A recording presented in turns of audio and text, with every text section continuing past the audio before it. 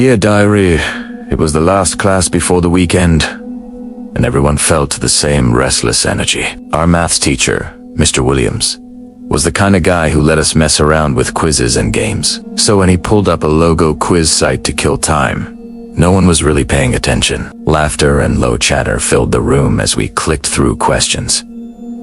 Then the PA system crackled and everyone went still. The dean's voice was tight and urgent. This is not a drill. Lock down now. The room went cold.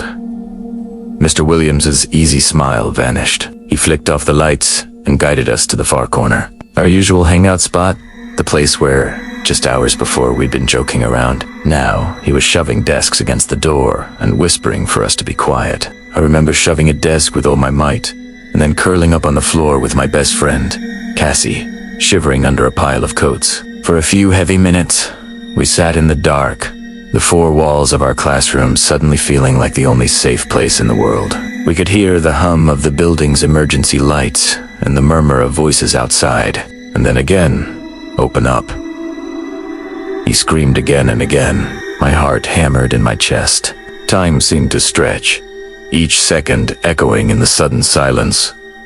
After his yelling, finally, adrenaline pushing aside my fear, I started counting the seconds between his shouts. Maybe if I knew how long we had, I could figure out what to do. But then the footsteps, and the voice receded. Shaky breaths and sniffles filled the space where the voice had been. Relief, shaky and thin, spread through the room. When the coast was clear, Mr. Williams unlocked the door and guided us out, single file, into the hallway. The fluorescent lights were on now, buzzing back to life. And the scene before us made no sense. Desks and chairs lay on the floor.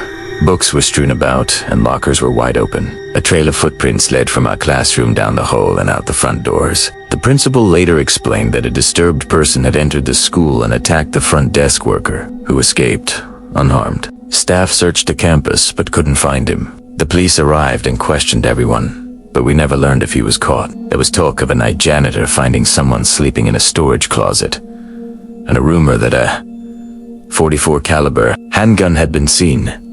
But those stories could have come from anywhere. By the time the police arrived, he was gone. As I recounted the story for her, 1,000 different scenarios spun in my head. Had the man been one of the students? Was he a staff member? Or worse, was this the work of a stranger who would strike again somewhere else? But neither of us had an answer. And so many questions swirled in my mind, unanswered. Why had we been chosen?